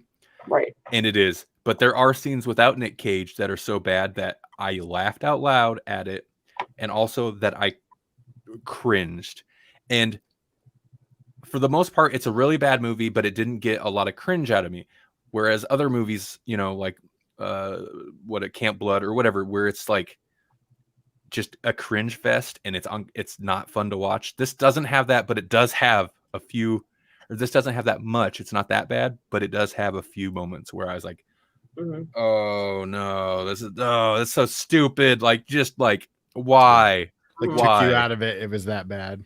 Right. But for the most part, it's just bad because the script and the acting is terrible. And that's a little bit different. That's forgivable. Yeah. I guess it's the same thing, but I'll give it the credit of, besides being just Nic Cage being Nic Cage through most of it, the beginning idea I thought was interesting. It didn't pan out in the end, and I think they kind of didn't know how to end it, and so they were just like, oh, let's just shove everything into this last 10 minutes like it, you know, should be that way. I don't know. It doesn't work. But it started off not that bad. It just got worse and worse and worse. Also, there are characters that get injured or attacked or whatever. And it's just like, as soon as somebody's injured in this movie, everyone else, all the other characters are like, oh, they're dead. And it's like, no, but they're probably still alive. Yeah. Like, and they'll even have characters like, well, what if he's still alive? It's like, nope, he's gone. And then they just move on with the scene. Yeah. They just move on to the next scene. Like, including like main, yeah, no spoilers, like, main characters towards the end of the movie where it's like, we have to go. It's like, you could save this person that you as a character would want to be the one person in this movie you'd want to save, but you're going to leave them to die in a fire. Like, it's so bad. It's unbelievable. It is. Or like that one. I don't care if you are like a kingpin. If your best friend is shot, you're going to call an ambulance, right? That's exactly, like, you can't. Here's another thing. Somebody gets shot. And like, oh, did you call the police? They're like, no, I can't. I don't want to deal with the police. So did you dispose of the body? Exactly. Like, somebody at some point will have to deal with the fact that there's a dead body in your house. Yeah, exactly. But nope. They're shot. They're gone. They're not in the movie anymore. Yeah. Ugh, lazy. I kind of liked it. It's not good. I'm encouraging everyone to watch it still, though. It's like when you're like, oh my God, come smell this. It's like that. It's a horrible smell. You're like, what does it smell like to you? Now, I don't want to overstate it. It's not Nic Cage at like level 12 the whole movie. No. But it is the full gamut of the things that Nic Cage does, and that's what makes it perfectly cagey. It's Nic Cage. It's Nic Cage going from 0 to 60 in like half a second, and then dropping right back down like it didn't happen. It's like that. So you were saying he was gone in 60 seconds? And he did the hand. He did do the hand. He always does the hand. It's got to be the hands. At least once. And thinking about, it's so weird because, okay, other than the fact that thinking about this and then comparing it to, we do have news and it's getting late. I don't know what the rest of this episode is going to be, but I was contemplating, like, there are legitimately decent Nic Cage movies, including Nic Cage horror movies that we could recommend, that I would actually probably be talking about if we hadn't already covered it on the show. Mandy Mandy's not for everyone, but Mandy's great. It's a super cool movie. Nic Cage is actually like, he's good, but he's mopey Nic Cage most of the movie with like a couple cagey scenes. He's otherwise it's like the movie is Nic Cage, and Nic Cage has to be a little bit more downplayed. Yeah. He plays it low key. He's really good in it. Yeah. Mhm.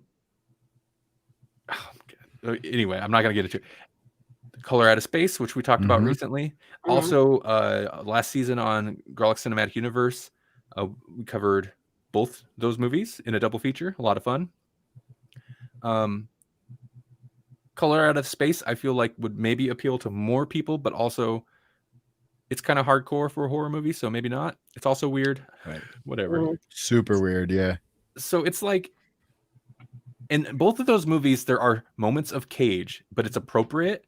But also, like, I don't know, you can almost maybe tell the projects he takes more seriously, to where he tries to still be. It seems like he's trying to be more consistent of a character in certain movies. And maybe that's the director. Maybe the director, because I was just telling Melanie about this. I read an interview, I don't know from how long ago, with Nic Cage and the director of Color Out of Space, Richard Stanley, talking about like scenes that were cut out of Color Out of Space. Apparently there was this big whole like anti-Trump political message to the movie. Oh, well, that would which makes sense with his random like doing his impressions of his dad, but it sounds like Trump. Yeah. Apparently there was a huge anti-Trump message that the studio like cut it Like, all. No, we want to make some money. Right. You know, never mind. It's not just rednecks, but as I say, rednecks watch movies too. Sorry. Because it's not just rednecks. But they were talking about a scene that they cut that was not related to that, and it was a scene where Nic Cage come in and delivered all of his dialogue while doing handstands and cartwheels and stuff. And then Nic Cage was talking about why he did that. He's like, well, see, because the other characters really just had a very disorienting moment. So I figured I'd come in, my character would deliver his scene in a disorienting way to kind of reflect what the other characters were feeling. So he came in and did handstands and delivered his dialogue while standing upside down and doing jumping jacks and stuff. Sounds like maybe you just took one too many lines before you went in for that. That sounds like the most Nic Cage reasoning ever. That was his logic. I was just thinking that might be Nic Cage's reasoning for every movie. Like, well, they were supposed to be disoriented, so I had to be all kinds of crazy to disorient them. I couldn't just stick with my own motivation. I had to encompass theirs. And that's the thing. That's where people will be like, see, he's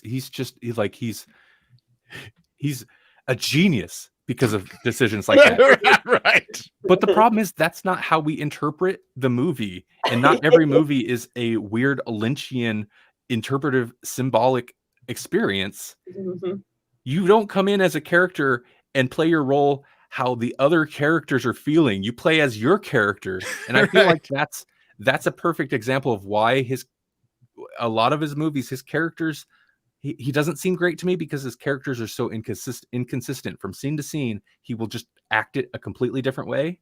And it's got to be because of that. He's like, well, what does this scene need? Well, yeah, but also like, what does this scene need your character to be? Right. And I feel like maybe that's what he's missed. I don't know. But I'm also not an actor, and I'm not making Nic Cage money. So yeah. You aren't the nephew of Francis Ford Coppola either, so. Maddie D says Nic Cage's motivation is paycheck to paycheck to pay back taxes. Yeah, we were talking a little bit about that earlier. Yeah, no. Well, that's another thing. Like, how could you be that? Then again, that also plays into like Color Out of Space is an interesting project. And I do get the feeling that he maybe took that more serious, like Mandy. Whereas other things, like he's been in Left Behind and... Yeah, that's on the top 10 worst. Oh, I bet. I've never watched it, but I don't want to. Right. Paul says he reads The Room. Yeah, I take that further. Like he reads The Room, not the script. Yeah, right. Yeah, right. My script is in the faces of my and that's why there's always words on the walls in his movies, like "pay the ghost," and like there's always like the the scribblings of a madman somewhere on the room wall. So it's like, or the memoirs of Nic Cage. maybe God, that good blows me bedtime away. reading. How could they put that in the movie? That's crazy. Memoirs of Nic Cage, or memories. It might have been even memories of Nic Cage. I also, Mom and Dad, which is not a great movie, but is a movie in which the adults go crazy and try to kill the children. Mm-hmm. That's a Nic Cage movie. Mm-hmm. Like, so it's just, I don't know. I do. But if he wasn't so wackadoo, would we have cage matches? No. So, no. And maybe, that's the measure of an actor. How many people are gonna go out of their way to spend an entire episode talking about how crazy you are? Maybe that's the big performance that we're all missing. They can, if it's marketed right, they can totally sell a movie based on Nic Cage alone. So that is something. He is a draw. That jujitsu trailer I was just gonna say 2 weeks ago, jujitsu. Boom. Mm-hmm.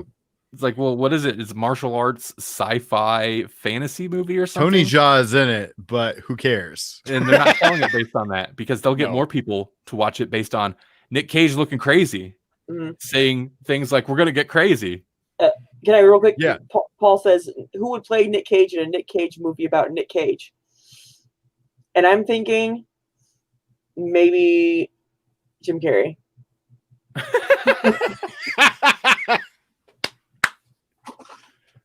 Kind of. Jim Carrey does feel like an alternate version of Nic Cage. It's like Nic Cage gone a different way. Yeah. Right. If he had been less dark, he would have been Jim Carrey. Yeah, if you pushed him more towards comedy instead of like trying to be a stage actor in movies or whatever. Yeah. Right. Because that's kind of also what he seems like, is he's doing stage acting in a movie. Mm-hmm. So Fire Marshal Bill. Oh, Maddie D says William Shatner. Ooh, man. Okay. It's kind of late. I don't know how to proceed. I think we go to the mandatory bit. Yeah. The Mandatorian. The Mandatorian. The Mandatorian. Which, speaking of which, that there's actually going to be new episodes of that. The Mandatorian. When is it? Mandatorian. All right.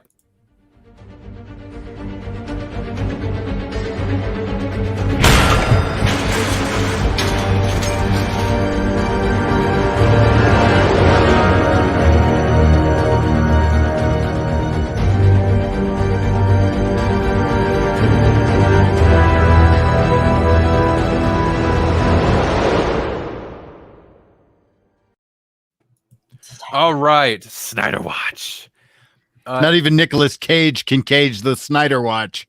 Nope. Sorry. The Nic Cage power is strong, but not that. Can you imagine Nic Cage in a Zack Snyder movie? Wait. In a steel cage? I want Zack Snyder to go back and make that Superman movie that was almost made with Nic Cage as Superman. Oh my God. Wasn't that supposed to be a Kevin Smith movie too? Like, Kevin that's Smith just too much with the script, I think. And I also feel like at one point Tim Burton was attached to that. What would that have been? Oh my God. And people hated Man of Steel. Or it might have been the most amazing movie ever and would have broke movies. Right. Paul says, I'm completely numb to this video now. I feel nothing. Well, Paul, I knew we had been successful in our whatever we were trying to accomplish with Snyder Watch when you started sending me stories for Snyder Watch. All right. So the first story, Steppenwolf strikes again in Zack Snyder's Justice League TikTok teaser. So we get a look at Steppenwolf in a teaser that was released on TikTok. And really the main reason to cover the story is because Paul sent it to me as a message and said, went from Twitter news to TikTok news. You're right. Yeah. Not everything comes from Twitter anymore. The kids are taking over. Mm-hmm. Which YouTube, the screen test of Nic Cage, it exists. Yeah, in the Superman thing. Yeah, it's in. Maddie D said that. It's Nic Cage in the Superman suit. It's incredible. It's not. It's weird. I don't know who thought that was a good idea. Yesterday, I don't know if this bump jumps in my head, completely off topic a little bit. Yesterday, me and Randy watched the, what is it called when you're trying to get a job? Like the interview episode. Oh, the audition. Audition, there you go, of Elliot from E.T. He'll always be Elliot. I don't remember his name ever. Even as an adult, I still call him Elliot. But of him getting the part for E.T., and he's like, he's my friend, like crying, bawling. It's pretty incredible, actually. Like the kid was great. He's good acting, because you hear whoever telling Spielberg or whoever off camera telling him, here's the scenario. There's an alien. He's in your house. He's your friend. And there's this government guy who wants to take him. And he comes to your door and he's going to try to take the alien from you. But you want to keep him because he's your friend. And so then this like obviously kind of improv scene plays out. And the kid is just wire works. And he's good. Like it's super convincing. Yeah. Yeah. And then the end of the video is you hear Spielberg go, okay, kid, you got it. Yeah. Yeah. So I don't know. Random video. I don't remember how we come upon that, but it was pretty good. Pretty good. Yep. So this TikTok thing, there's not much to it, except you do see what Steppenwolf looks like, who of course was like the main bad guy in the theatrical cut. They altered him a little bit. He looks essentially the same, but more metal. So I mean, I could see the direction that Snyder comes in. Like, if all right, Zack Snyder had done it, it needs to be more metal, and they're like, okay, so like armor, sure, metal, spikes on his shoulders and bats flying around, and more Leonard Cohen. What does that mean? Yeah, do it. He has such a weird affinity for that one Leonard Cohen song that he's used multiple times, and he's used covers of it in the trailer for this. It's very strange. Mm-hmm. Okay. I guess here. Oh, here's a picture. I guess maybe this is better just because CGI metal looks better than organic stuff. You can't really see it super well here, but I will show what the article shows. So it's like the same shape, but less,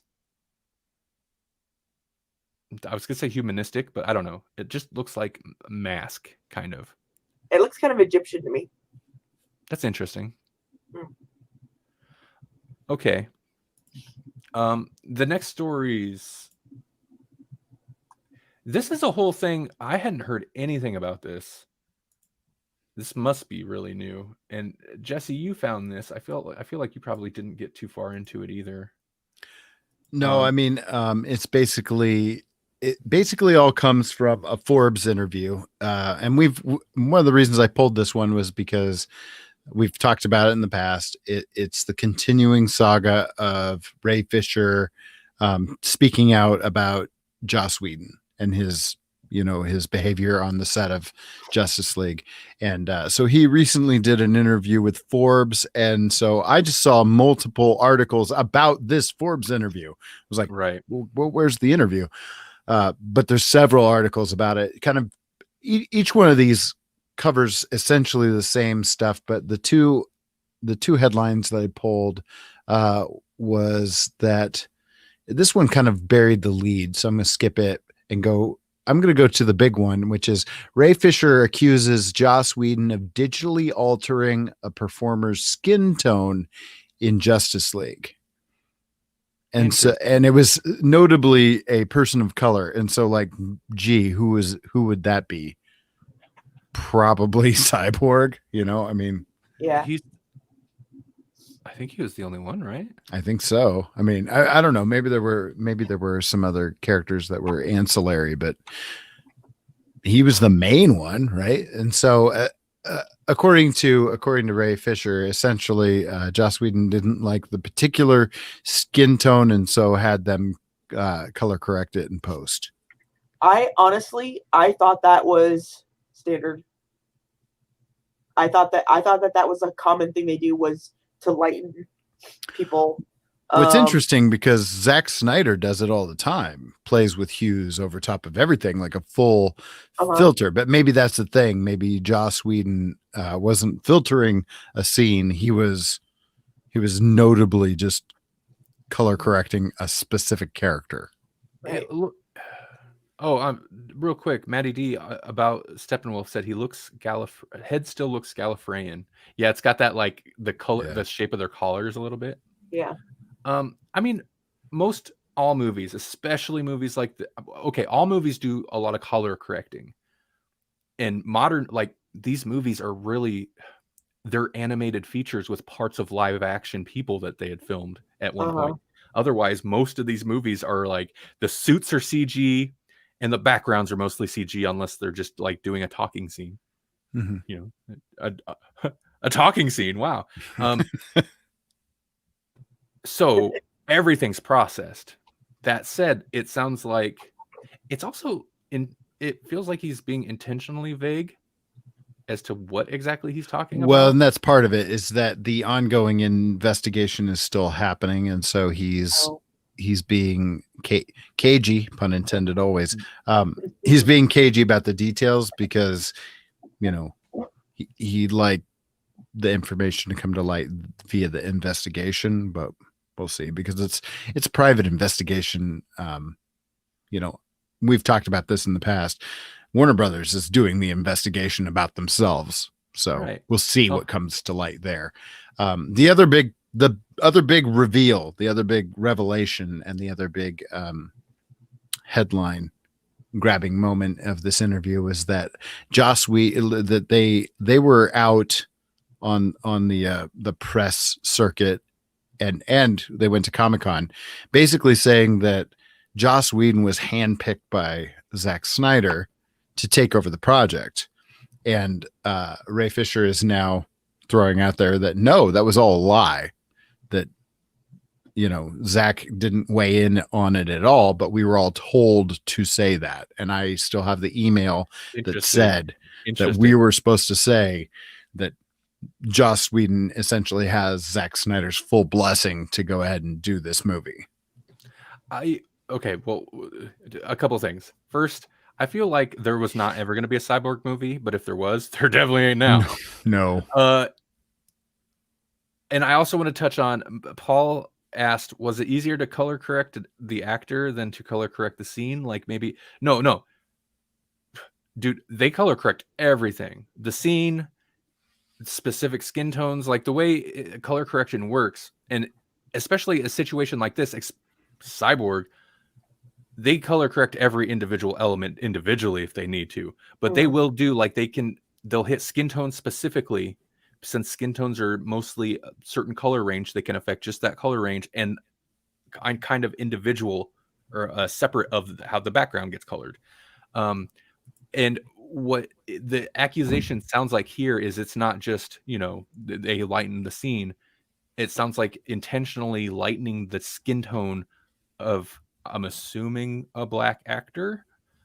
It's weird that he doesn't even specifically spell it out. So like we're assuming that maybe it's Cyborg, but that's not specifically spelled out. No, he said, okay, the quote was, and this is a quote according to vulture.com, but they're quoting him, I think, from that Forbes article the interview you were talking about. So apparently the final straw for Fisher was he alleges Joss Whedon digitally altered a performer of color's skin tone in post.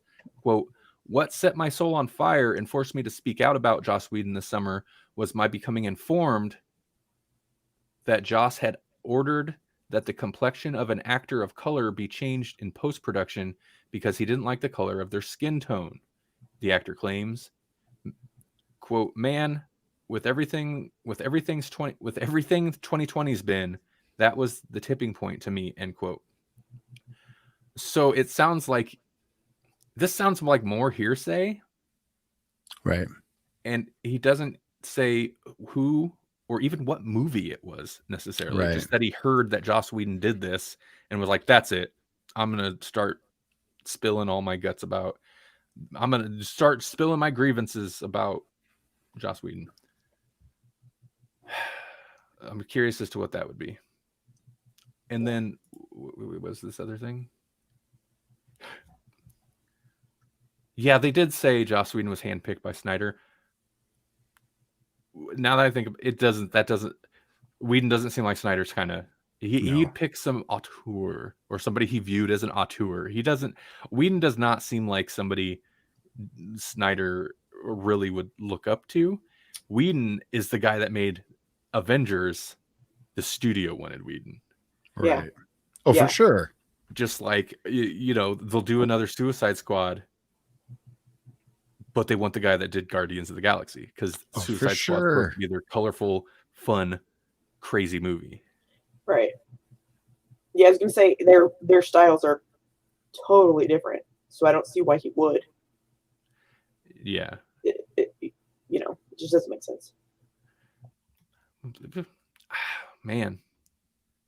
Okay, so part of the first off, we've been doing Snyder Cut, so I need stories for Snyder Cut. This Ray Fisher stuff is normally kind of it's much more gossip rumory story news than I would like to cover, but it's one of those things where, well, it's Justice League related.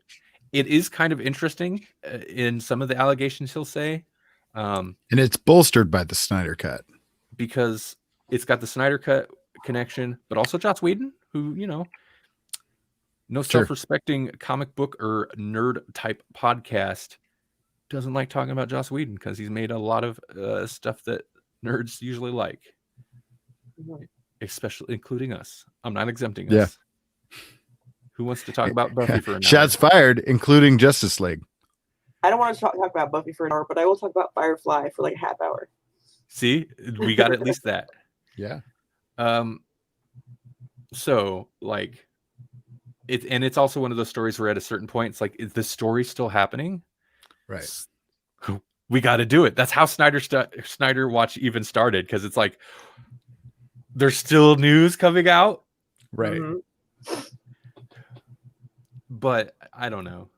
It's I guess it's kind of interesting. If more than anything, I feel like it's interesting to see what the studio reaction will be, or has been, and also interesting to see what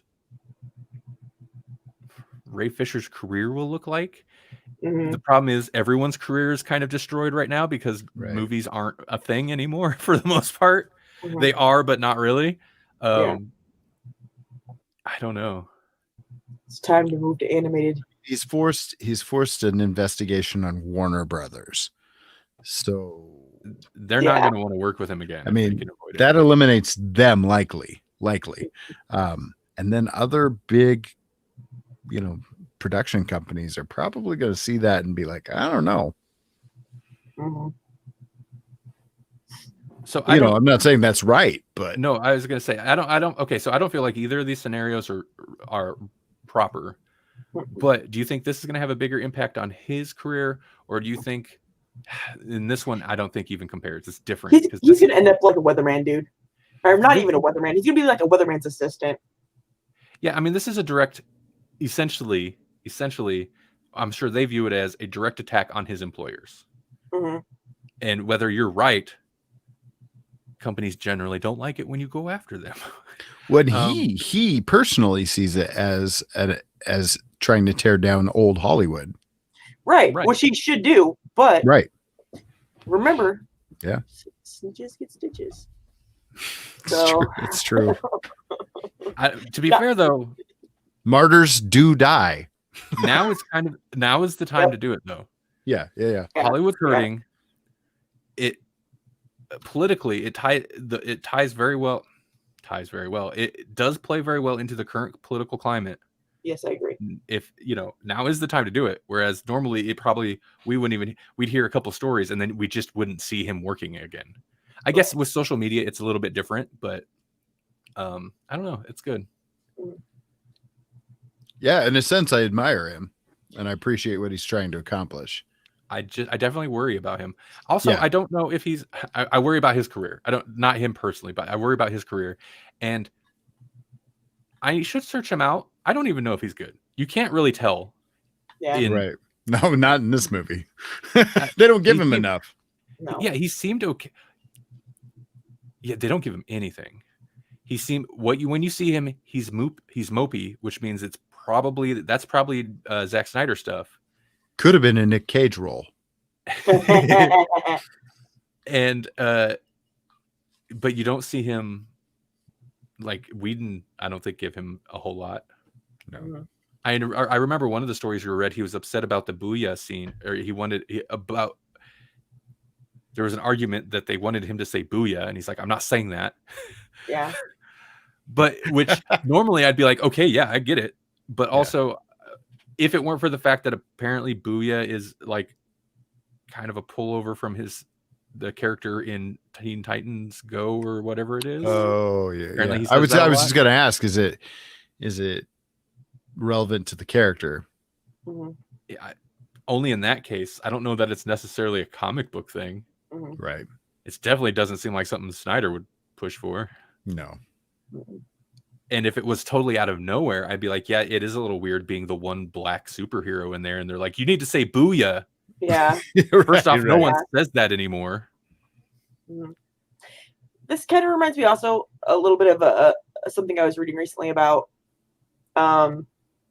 Little Brother, which is a term I like. But, Big Brother is the idea of the government's always watching you and keeping track of everything. And now we have the technology where the everyday man can do the same thing, can track the government and record them and keep track of what's happening and report on them to the public. And I love that idea. And this kind of reminds me of that a little bit. Right.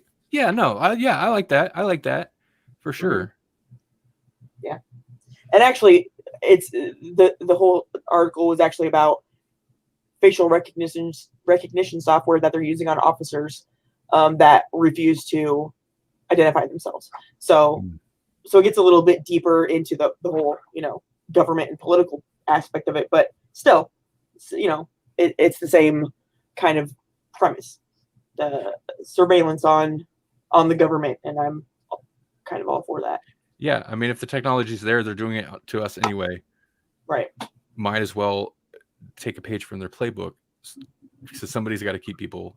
All things being equal. In check. Mm-hmm. All men created equal. Oh, that's just the Constitution. Yeah, it should be all people, by the way. Right. Fair enough. Okay. I'm good. Oh, wait. I think we did it, right? But no, I didn't. Which we'd be amazed about, right? Right. Yeah. How long have I been muted? Oh, I don't know. You guys have kept talking. I don't think that I've hit any awkward moments, so I think we're good. Okay. I'll go something simple and easy just to get through it. There's water on the moon. We kind of knew that, but now we know for sure we know there's water on the moon. Are you sure it wasn't just Are you sure it wasn't just a water bottle left like on Game of Thrones? Somebody left a Starbucks cup or something on the moon when they were, filming the moon. No, they used some kind of spectrometry. You know what I mean? Spectrometry. I can't. The specter. That's how they knew that winter was coming. Right. And now they know for sure. Like before, they were like, "Oh, it looks a little icy," and now they're like, "Oh yeah, that's definitely frozen water." So it's 100%. We know for sure it's frozen water on the moon. That doesn't really help us at all, but it's there. So I guess if we're thirsty, we can go to the moon. It's a thirst trap now. That's how they work, right? Yeah. Well, my other option was a quantum time twist to Schrodinger's cat, and that's way more than I want to get into tonight. So you can look it up on your own if you want, but or not. We won't know. It'll be Schrodinger's cat until next time. Yeah, it's a mixture of the whole Schrodinger's cat. What do they call that? Entanglement, along with the relativity time travel bit of Einstein, and mixing the two together. So interesting concept. Too much to explain right now. Paul says CGI James Dean left it on the moon, talking about water. And Maddie D says F and Neil Armstrong left a water bottle on the moon. Fine. I would too. Well, if I was an astronaut and I had the capacity, which would have to be like some extra extension in my suit, I would like pee my name into the moon. See, I think it's super funny that like Neil Armstrong went all the way to the moon and he's like, I better bring this in case I get thirsty. And he's like, One clink, single clink, water. clink. Oh, I can't even drink this here. Boom. I can't even drink this in this suit. I hate this place. I'm going home. Yeah. Neil Armstrong, ladies and gentlemen.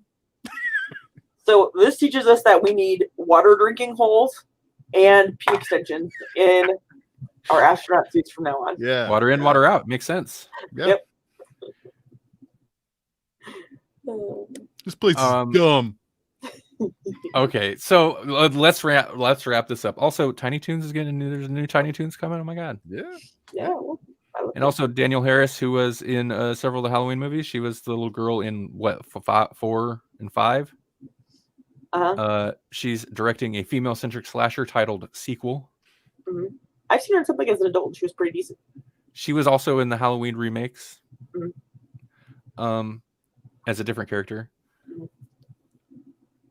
Unicorn Warriors Eternal, HBO Max and Cartoon Network order supernatural animated series from Tartakovsky. That's why I put it on there. Jendi Tartakovsky. What about Primal? Where's Primal? I want more Primal. It's There's on like HBO half a Max. season on there. They did 6 episodes, left it on kind of a cliffhanger, and then, we'll finish it later. He kind of just does what he wants, man. He's just like, I'll start some Samurai Jack. I'm tired of these geniuses. These genius cartoonists got to stop doing this to us. It's not fair. Oh, God, he's so good too. It's hard to be mad at them, but at least don't. If you're like, yeah, I'm gonna take a break, don't leave any of it on cliffhangers because you probably aren't coming back to it. Stop playing with my emotions, okay? Just know better. Yeah. Or get Guillermo del Toro to finish it. Right. He's not gonna do your movie. But you know who might? Taika Waititi. Right. He's new Guillermo del Toro. Where his name's attached to a million projects. Man, I feel like we've just patchworked everything we love into this one episode. Most of Hollywood's out of work except for those two dudes. They're just making everything now. Disney owns it all, and they're making it all. Guillermo's just attached to it. He's not doing anything. They don't know where he's at, to be honest. No. But like, he said he'd do it. He said he'd do it. He keeps signing the check, so I'm assuming he signed on. 6 months before they start. Yeah, he's not. He wrote a few things though. Oh wow, was that Guillermo? I've never met him before. Yeah, that's the last time you'll see him. He just picked up his check. We won't hear from him again. He's in Vegas with Johnny Depp. He wrote a few things, aka his name on the check. I don't listen. I'm not saying Guillermo del Toro is just like a guy that shows up for his check at all. But in this scenario, it's pretty funny. Yeah. Guillermo Waititi. Boy, man, that's a mashup that needs to happen. Be the ultimate. The visuals of Guillermo with Waititi's just comedic sensibilities. Can you imagine?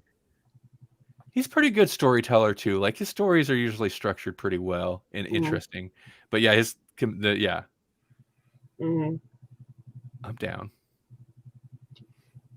What was the last Guillermo thing I saw? I think it might. Did he do that first Robot Jocks? It's not Robot Jocks. It's Pacific Rim. He did that first one, right? Yes, the first one. Yeah. Robot Jocks. I mean, that's like if Pacific Rim was a 1980s low budget Charles Band movie, which is exactly what Robot Jocks is. It would be Robot Jocks. No, Robot Jocks is the one with the guy that played Wolverine and his kid. What's that one called? No, I don't think it is, but it's like boxing Real robots. Steel. Yeah, Real like that. Real Steel. Yeah, that one. Real Steel is like somebody heard the title Robot Jocks. They're like, "What's that about? Giant robots." I have an idea. Yeah. So the robot Let's call just it go like, Steel. And they're like, no, that's a movie starring Shaq about kind of a Superman analog. Let's call it Real Steel. like the real Ghostbusters, that kind of scenario. Right. Like it's really not. No one's suing you yet. Who are these people in our imaginations having these scenarios? They're not hired. They're all fired. They're bad. We'll replace them with Guillermo del Toro and Taika Waititi. And CGI James Dean. And CGI James Dean in every scene. Yeah. And Zack Snyder, but he's only going to come in for the reshoots and stuff. Yeah. His cut. His cut. He's going to get his cut. I want to see Both Thor ways. Ragnarok, the Snyder cut. Oh, I really Like, don't. was he ever attached to it? No, but I need that cut. No. Avengers Snyder cut. Oh my That's God. what I want to see. That He'll get his that's revenge. the snake eating its tail there. He'll get his revenge.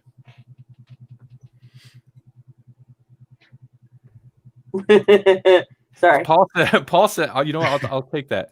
Paul says, check out our Patreon over at grawlixpodcast.com. That's GRAWLAX podcast.com. I said I hear it in my sleep.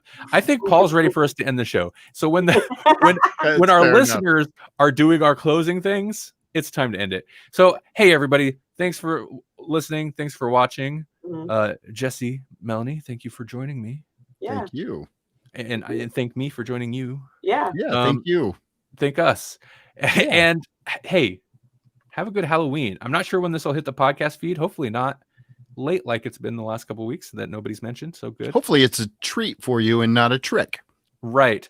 I kind of want to push this before Halloween, but then again, like we just talked about Nic Cage the whole episode, so it's not really Halloween essential. Yeah. It's gonna be a trick with It is bad for your health, like too much candy. Oh, Yeah. Definitely. And we only come in large doses, it seems. So That's what she said. have a good Halloween. Check out the People store. Wear a mask under your mask if you're doing things. I feel like a lot of people aren't doing things. Some people are. Wear a mask under your mask and scare some kids when you take it off. That's right. And go eat a bunch of candy, even though you probably shouldn't. Mhm.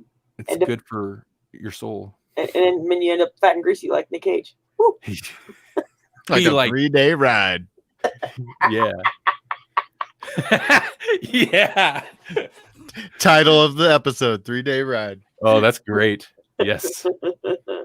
3-day ride. Bye, Hold daddy tight. Yep. Sorry. Hold daddy tight.